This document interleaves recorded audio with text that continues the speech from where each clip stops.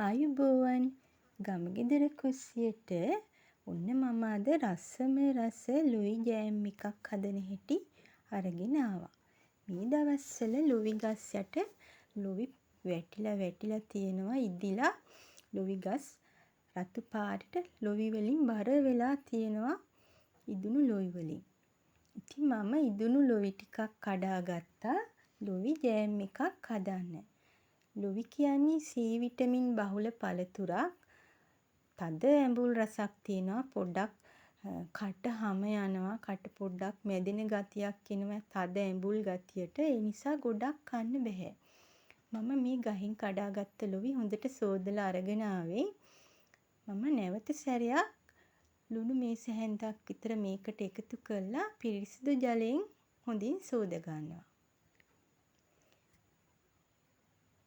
අපිට මේ වගේ අපත යන පළතුරු වලින් පළතුරු වාරෙට කල් තබා ගන්න දෙයක් හදා ගන්න පුළුවන් නම් ඒක ගොඩාක් වටිනවා. මොකද ගොඩක් කන්නත් බෑ ඉදුණට ලුයි. කුරුල්ලෝ විතරයි කන්නේ ගස් යට වැටිලා තියෙනවා. ඉතින් ඊළඟ වාරේ වෙනකන් උනත් තියා ගන්න පුළුවන් විදියට කල් තබා ගන්න පුළුවන් නම් ඒක ඉතාමත් වටිනවා. මම මේ ලුයි ටික සෝදලා වතුර කෝප්පයක් විතර දාලා මේක තැම්බෙන්න අරිනවා.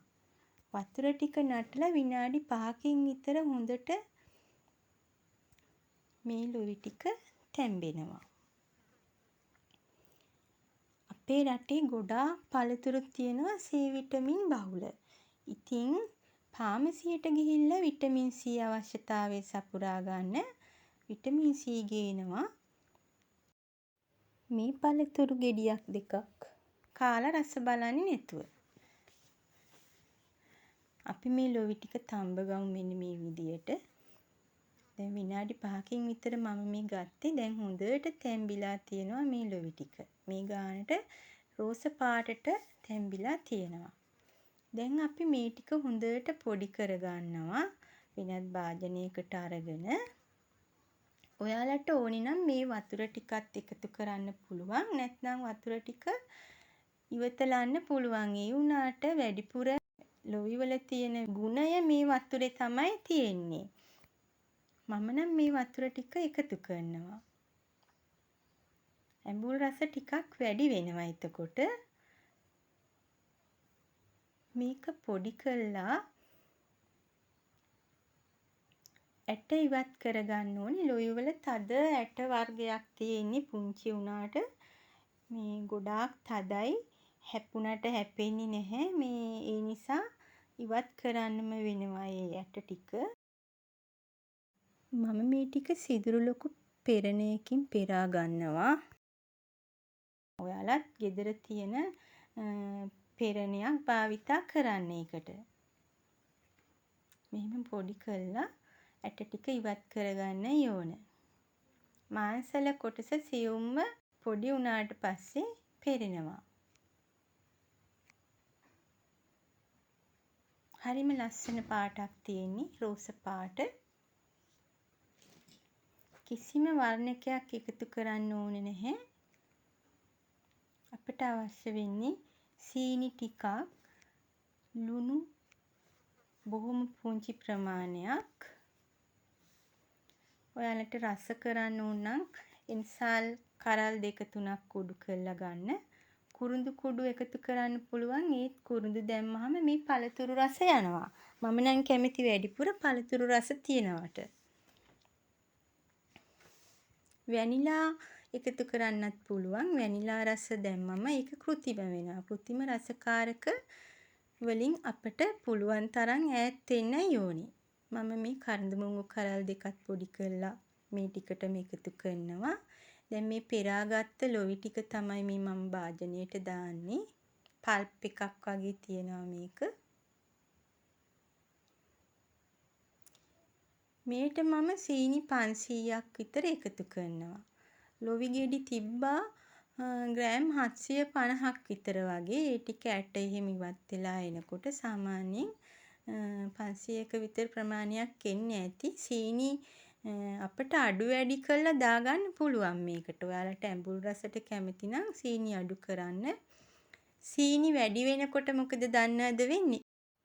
මේ ටික ඉක්මනින් ඇලෙන ගතිය වැඩි වෙලා ජෑම් එකක් වගේ හැදෙනවා ඉක්මනටම. ඝන වෙලා හොඳට ජෑම් බවට පත් වෙන්නේ සීනි වැඩි වුණාම. එතකොට ගින්දර අඩුවෙන් දාලා අපිට අඩු වේලාවකින් හදා ගන්න පුළුවන්. මම මේ ටිකක් ගත්තා මෙන්න මේ අවස්ථාවේදී. ඒ කියන්නේ ජෑම් වෙන්න කලින් ටිකක් ද්‍රාවණය තුනී අවස්ථාවේදී ඒකෙන් මම කෝඩියල් එකක් හැදුවා. අයිස් කැට ටිකක් එකතු කරන්න. මේ ලොවි ද්‍රාවණයෙන් හැන්දක් දෙකක් වාජනයකට දාගෙන ඒකට වතුර වීදුරුවක් ඔයාලට අවශ්‍ය පමණට දාගෙන අයිස් කැට ටිකක් දාන සීනි ස්වල්පයක් එකතු කරන්න. ඔයාලට රස කෝඩියල් එකකුත් හදාගන්න පුළුවන්. මම ඒක අමතර දෙයක් විදියට ගෙනාවේ. පස්සේදී කෝඩියල් වලට වෙනම වීඩියෝ එකක් ගේන්නම්. දැන් ඔන්න ජෑම් වල පදම එනවා. ඒකේ පාට වෙනස් වෙනවා. විනිවිද පේන හොඳ දිලිසෙන පාටක් එනවා. හොඳට ඒක මේ ලිපේ තැඹුණාට පස්සේදී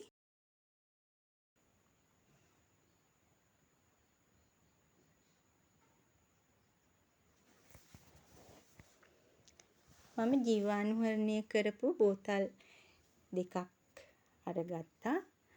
විනාඩි 20ක් විතර නටන උණු වතුරේ තඹගෙන ඒ බෝතල් පිරිසිදු කරගත්තේ මම.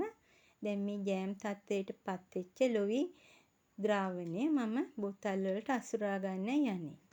හරිම ලස්සන පාටක් තියෙනවා.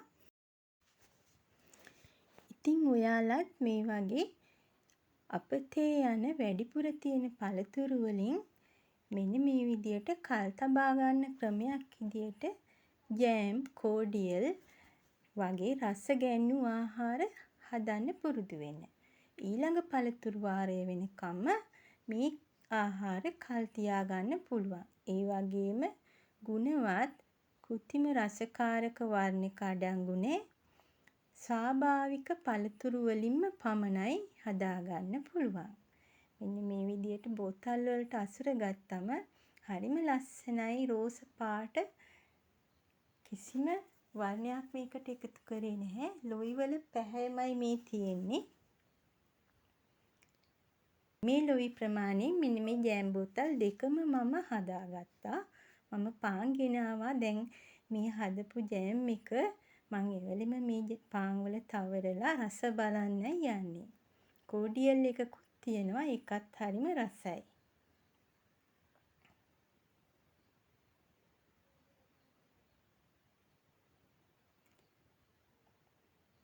ඔබේ කුඩා දරුවන්ට අවශ්‍ය ජෑම් වර්ග කඩෙන් ගේන්න ඕනේ. විවිධ නිෂ්පාදන ගෙදර අරන් එන්න ඕනේ. තමන්ගේ ගෙවත්තේ පළතුරු තියෙනවා නම් මේ වගේ දෙයක් හදලා රස බලන්න. ඉතින් ඔයාලා කාටත් ආයුබෝවන් කියලා මම කියන ගමන් නවතින්නම්. බොහොම ස්තුතියි.